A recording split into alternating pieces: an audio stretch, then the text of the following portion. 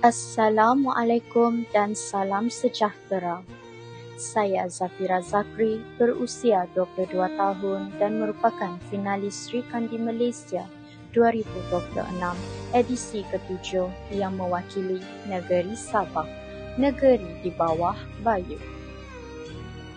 Saya kini menetap di Selangor dan aktif sebagai live host separuh masa, model serta terlibat dalam pertandingan Ratu Cantik dan penggambaran iklan televisyen.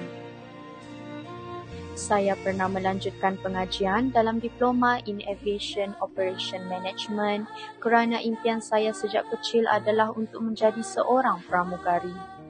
Namun, atas kekangan kewangan, saya terpaksa menghentikan pengajian tersebut dan meneruskan perjalanan hidup dengan berkhidmat dalam bidang perkhidmatan pelanggan selama lebih 4 tahun.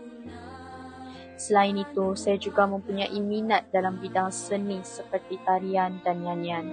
Sebagai anak bajau, saya dibesarkan dengan budaya igal-igal yang diajar oleh nenek sejak kecil dan budaya inilah yang banyak membentuk identiti diri saya hari ini.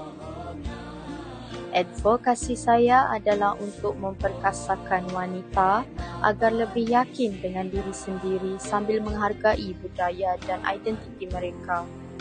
Saya menyertai Sri Kandi Malaysia kerana saya ingin mengembangkan potensi diri keluar daripada zon selesa dan membawa budaya Sabah ke pentas yang lebih luas.